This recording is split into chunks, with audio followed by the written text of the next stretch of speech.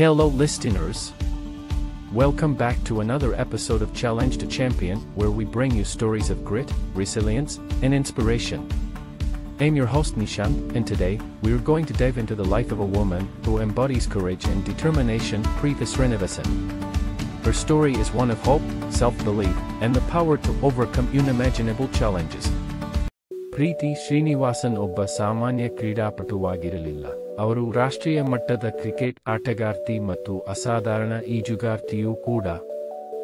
8ನೇ ವಯಸ್ಸಿನಲ್ಲಿ ಅವರು ತಮಿಳುನಾಡು ಮಹಿಳಾ ಕ್ರಿಕೆಟ್ ತಂಡವನ್ನು ಅಂಡರ್-19 ನ್ಯಾಷನಲ್ ಚಾಂಪಿಯನ್ಶಿಪ್ನ ಮುನ್ನಡೆಸಿದರು. ಅವರ ಭವಿಷ್ಯವು ಉಜ್ವಲವಾಗಿ, ಭರವಸೆಯಿಂದ ತುಂಬಿತ್ತು ಮತ್ತು ಇಡೀ ಜಗತ್ತೇ ಅವರ ಪಾದದಲ್ಲಿತ್ತು. ಆದರೆ ಜೀವನವು ಆಗಾಗ ಅವರಿಗೆ ಅನಿರೀಕ್ಷಿತ ಕರ್ವ್ಬಾಲ್ನಂತಹ ಸವಾಲುಗಳನ್ನು ಎಸೆಯುತ್ತಿತ್ತು.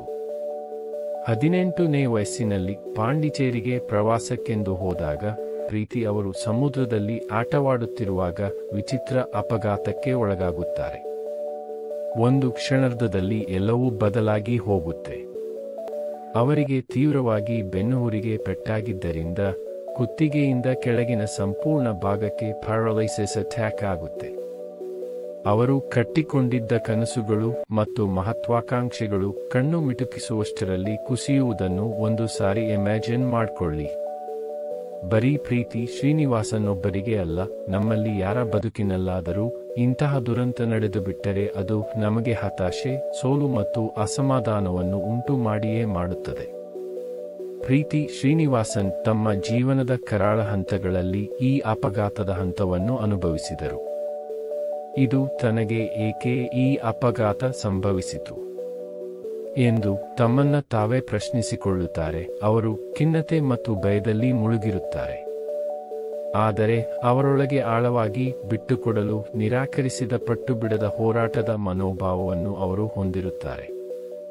ತಮ್ಮ ಪರಿಸ್ಥಿತಿಗಳನ್ನು ಜಯಿಸಲು ಮಾತ್ರವಲ್ಲದೆ ಅಂತಹ ಸಂದರ್ಭಗಳಲ್ಲಿ ಇತರರಿಗೆ ಸಹಾಯ ಮಾಡಲು ನಿರ್ಧರಿಸಿದ ಪ್ರೀತಿ ಶ್ರೀನಿವಾಸನ್ ತಮ್ಮ ಜೀವನದ ಧ್ಯೇಯವನ್ನು ತನಗಿಂತ ದೊಡ್ಡದಾಗಿ ಮಾಡಲು ನಿರ್ಧರಿಸಿದ್ದರು. ಅವರು ಸೌಲ್ ಫ್ರೀ ಅನ್ನುವ ಫೌಂಡೇಶನ್ ಅನ್ನು ಸ್ಥಾಪಿಸುತ್ತಾರೆ. ಇದು ತೀವ್ರ ಅಂಗವೈಕಲ್ಯ ಹೊಂದಿರುವ ಜನರಿಗೆ ಭರವಸೆಯನ್ನು ನೀಡುವ ಗುರಿಯನ್ನು ಹೊಂದಿದ ಸಂಸ್ಥೆಯಾಗಿ ಕಾರ್ಯನಿರ್ವಹಿಸುವುದಲ್ಲದೆ ಅವರು ಸಮಾಜದಲ್ಲಿ ಮರುಸೇರ್ಪಡೆಗೊಳ್ಳಲು ಸಹಾಯ ಮಾಡುತ್ತಿದೆ.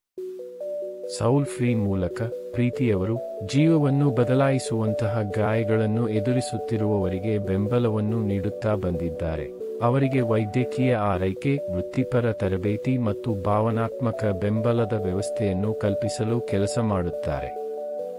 ಅವರ ಸಂಸ್ಥೆಯು ಜನರು ತಮ್ಮ ದೈಹಿಕ ಮಿತಿಗಳ ಹೊರತಾಗಿಯೂ ಅವರಿಗೆ ಗೌರವಾನ್ವಿತ ಮತ್ತು ತೃಪ್ತಿಕರ ಜೀವನವನ್ನು ನಡೆಸುವ ಅವಕಾಶವನ್ನು ನೀಡುತ್ತಿದ್ದಾರೆ.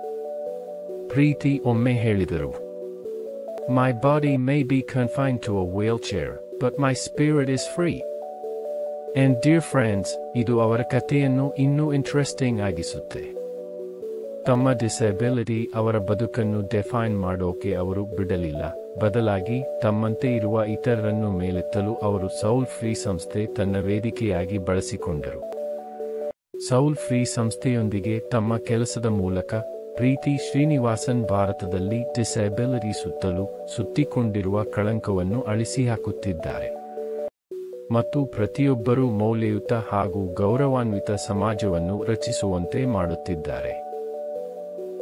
ಜೀವನದಲ್ಲಿ ಎದುರಾಗುವಂತಹ ದೊಡ್ಡ ಸವಾಲುಗಳು ನಮ್ಮ ಬೆಳವಣಿಗೆ ಮತ್ತು ಉದ್ದೇಶಕ್ಕಾಗಿ ಮುಂದೆ ದೊಡ್ಡ ಅವಕಾಶಗಳಾಗಿ ಬದಲಾಗುತ್ತವೆ ಅನ್ನುವುದನ್ನು ಪ್ರೀತಿ ಶ್ರೀನಿವಾಸನ್ ಅವರ ಜರ್ನಿ ನಮಗೆ ನೆನಪಿಸುತ್ತದೆ. ನಾವು ಎದುರಿಸುತ್ತಿರುವ ಹಿನ್ನಡೆಗಳ ಬಗ್ಗೆ ಅಲ್ಲ, ಆದರೆ ನಾವು ಅವುಗಳನ್ನು ಎದುರಿಸಿ ಹೇಗೆ ಮೇಲೇರುತ್ತೇವೆ ಅನ್ನೋದು ನಾವು ಯಾರು ಅನ್ನೋದನ್ನ ಡಿಫೈನ್ ಮಾಡುತ್ತೆ.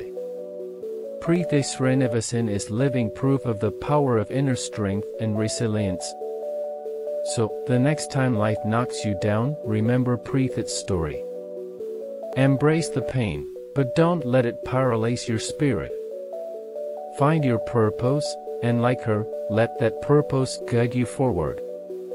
Preeti Srinivasan's story is a testament to the power of the human spirit to rise above adversity. Let her story be a reminder that no matter what life throws at you, you have the power to rise above it. Thank you for tuning into this episode.